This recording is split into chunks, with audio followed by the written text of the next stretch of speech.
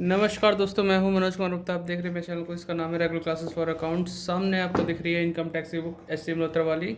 Income from salary chapter चल रहा है। इसमें क्वेश्चन नंबर 26 है जो चलेगा आज, और उसके लिए मैं आपको स्टैंड नीचे करता हूँ, पढ़ाता हूँ। आधा क्वेश्चन इस पेज पे, आधा पीछे वाले पेज पे है, तो स्क्रीनशॉट ले लेना आप, ठीक है। तो इसे हम नीचे करते हैं स्टैंड को, और ये हिस्सा आपको पढ़ाते हैं।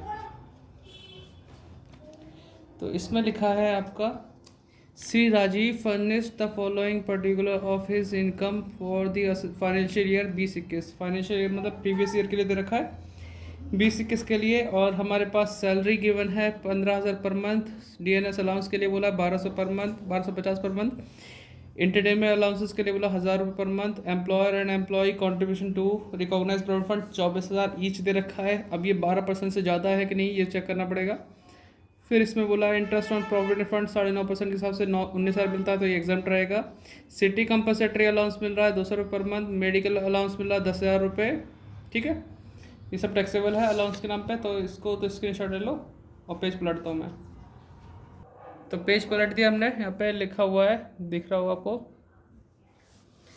He had been provided with the facility of unfurnished house by the employer in a town population less than 10 lakh। Less than 10 lakh है तो समझ जाना कि आपको 7.5% लेना है सैलरी का।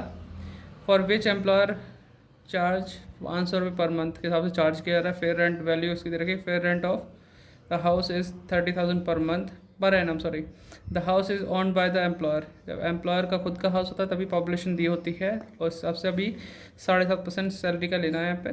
The employer has employed for him a sweeper at the rate 200 per month, और सर्वेंट 750 पर मंथ के हिसाब से दे रखा है इसमें। Compute taxable income under the head salary for the assessment year 21-22 के लिए निकालना है। और कंसेशन रेंट का आपको आंसर ये दे रखा है। बाकी टैक्सेबल इनकम की जो है सैलरी की वो ये अमाउंट है, आंसर जो हमारा है। तो आपने इसका भी स्क्रीनशॉट ले लेना है। फिर अभी करके दिखाते हैं क्वेश्चन बैक करके, ठीक है बेटा। तो 26 क्वेश्चन स्टार्ट करते हैं। यहाँ लिखेंगे computation of taxable income from salary. यहाँ लिखेंगे फॉर द असेसमेंट ईयर 2021 और 22। तो सही दिख रहा है। तो सबसे पहले लिखते हैं यहाँ पे ए सैलरी। सैलरी है यहाँ पे 15,000 पर मंथ, तो इंटू 12 कर दो, ठीक है। ये कोई गवर्नमेंट एम्प्लॉयमेंट थे नहीं, तो 1,80,000 रुपये आ जाएगा यहाँ पे। Number 2 DNS allowances. अभी ये एज पर टर्म्स ऑफ एम्प्लॉयमेंट नहीं बोला है, और कंट्रीब्यूशन में भी ऐसा नहीं बोला था कि ऐसा दोनों को मिक्स कर रहे हैं, तो अभी डी एज पर टर्म्स ऑफ एम्प्लॉयमेंट नहीं माना जाएगा। 1250 इंटू 12 करेंगे तो सॉल्व करके देखते हैं कितना आता है, ठीक है। तो 1250 इंटू 12 या 15,000। फिर नंबर 3 पे है इंटरटेनमेंट अलाउंसेस।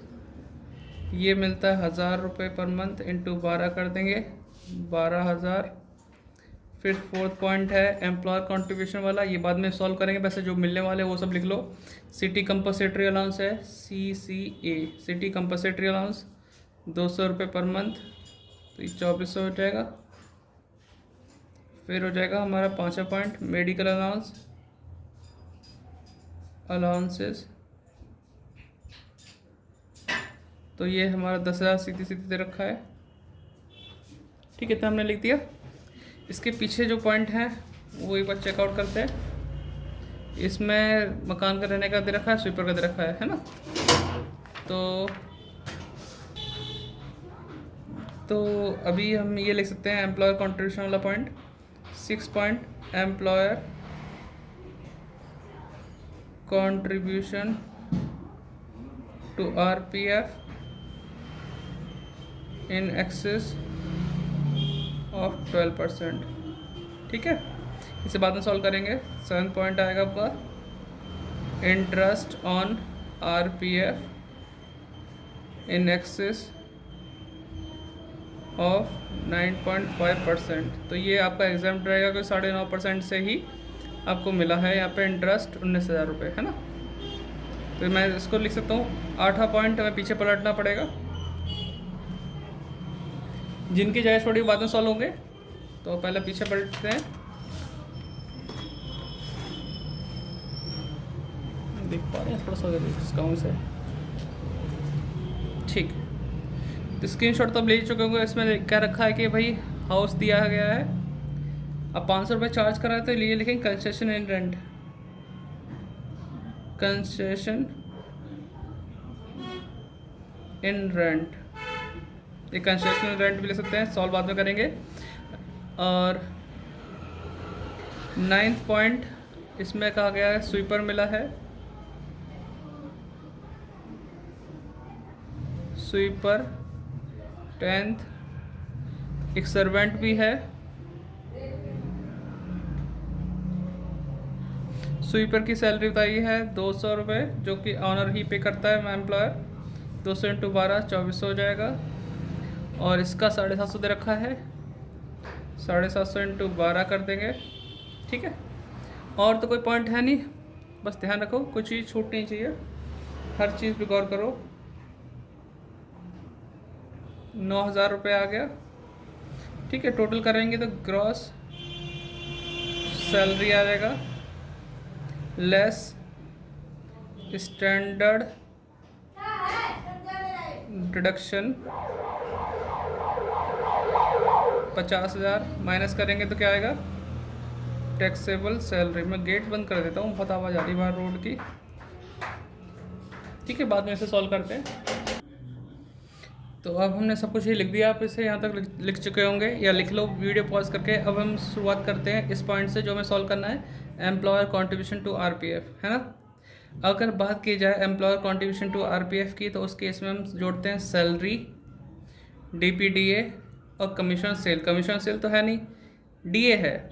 और एज पर टर्म्स ऑफ एम्प्लॉयमेंट भी कहीं नहीं लिखा, फॉर्मिंग पार्ट ऑफ सैलरी भी कहीं नहीं लिखा, या फिर किसी और हिंट में दे रखा हो, जैसे लास्ट वाले क्वेश्चन में देखा आपने, तो उसमें दे रखा था कि डीएनएस अलाउंस जो आपका है वो एज पर टर्म्स ऑफ एम्प्लॉयमेंट है, क्योंकि वो कॉन्ट्रीब्यूशन वाली लाइन में यूज़ हो रहा था, ठीक है।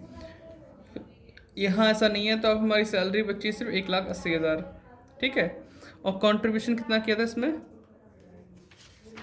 कंट्रीब्यूशन किया 24,000, दोनों ने ईच, मतलब एम्प्लॉयर एम्प्लॉय ने 24,000 का कंट्रीब्यूशन किया था। तो अगर मैं कहूँ 1,80,000 का 12% निकाल के देखूँ क्या बैठता है ना, कि 12% से कम तो माफ़ होता है, उससे ऊपर करेंगे तो टैक्सेबल होता है। एक बार चेक करते हैं,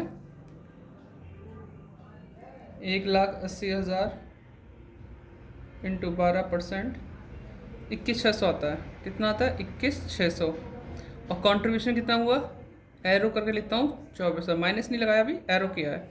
21,000 तक माफ था, लेकिन हमने किया कितना, 24,000। तो कितना फालतू किया है, ये कैलकुलेटर माइनस कर लेना, 24,000 माइनस 21,600, तो 2400 आपका एक्स्ट्रा है, जो कंट्रीब्यूशन के तौर पे है, आपकी एग्जाम लिमिट से ज़्यादा है, ठीक है। ये एग्जाम हो गया। कंसेशन रेंट के लिए मैं यहीं पे सॉल्व कर लेता हूँ, जगह है हमारे पास, थोड़ा सा सिरका देते हैं इसको। यहाँ हल करते हैं वर्किंग नोट, ठीक है। वैल्यू ऑफ कंसेशनल रेंट, ठीक है। अब देखो इसमें वो लगा था 10 लाख से कम पॉपुलेशन वाले एरिया में दिया गया था, है ना, मकान। तो 10 लाख से कम के लिए तो हम लिखते हैं 7.5% ऑफ सैलरी, ठीक है। सैलरी में जोड़ते क्या है, सैलरी, डीपीडीए और कैश अलाउंस। डीए का वही रूल है, जब जुड़ेगा जब एज पर टर्म्स ऑफ एम्प्लॉयमेंट होगा, वरना नहीं जुड़ेगा। तो सैलरी कितनी थी, 1,80,000 प्लस डीपीडीए को छोड़ दो 12,000 इंटरटेनमेंट अलाउंसेस के तौर पे है, और 2,400 है हमारा सीसीए, प्लस मेडिकल अलाउंस के तौर पे कितना था, 10,000। इतना सब वो था जो मिलता है हमें, इसी का 7.5% निकालेंगे। पहले प्लस कर लेते हैं, तो 1,80, 12,000 प्लस 2,400 प्लस 10,000, 2,04,400 है, 2,04,400 है। इसका 7.5% निकालूंगा, 15,330, ये इसकी वैल्यू आई। अमाउंट पेड यानी कि एम्प्लॉय वाला कितना दे रहा है, 500 रुपये पर मंथ दे रहा था। देखो जरा एक बार, हाँ जी 500 रुपये पर मंथ दे रहा था, 6,000 रुपये दे दिए उसने। अब वैल्यू कितनी रह गई, 9,330, 9,330 दिख रहा है आपको यहाँ पे लिखा हुआ, ठीक है।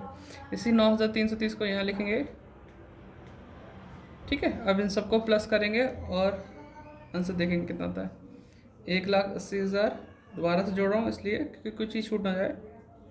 15,000, 12,000, 2,400, 10,000, ठीक है, फिर 2,400, फिर 9,330, 2,400, 9,000, यह 2,42,530, ठीक है। अब 50,000 माइनस कर दें इसमें से, 192,530, ये आ गई हमारे पास आंसर। टैक्सेबल सैलरी यही मैच कर रहा है। तो उम्मीद करता हूँ समझ में आया होगा। समझ में आया तो लाइक करो, वीडियो को शेयर करो अपने दोस्तों में, और चैनल को सब्सक्राइब करो। 25,000 का टारगेट इसी साल पूरा हो पाएगा कि नहीं हो पाएगा, मुझे लगता तो नहीं है, बाकी आप जनता जनार्दन यानी कि मेरी ऑडियंस, मेरे बच्चे, मेरे सब्सक्राइबर कुछ भी कर सकते हैं। शेयर कर करके जितने भी कॉलेज हैं सब में बता सकते हैं, क्योंकि एक बार ये कोर्स हो जाएगा तो बहुतों के काम आने वाला है कई साल तक, क्योंकि बहुत कम चेंजेस होते हैं इनमें, ठीक है। इसलिए मेरी कोशिश यही है कि एक बार कोर्स पूरा करके डाल दूँ, कई सालों तक बच्चों को फ्री में ज्ञान मिलता रहे, और जब भी चेंज आएगा मैं उसे अपडेट करके समझाता रहूँ, उस साल नई वीडियो बना के, है ना। हमें भी तो वीडियो बनाने के लिए कुछ नया कंटेंट चाहिए, है ना, इसीलिए। तो आप बस लगे रहो, पढ़ाई करते रहो और शेयर करते रहो। Bye bye.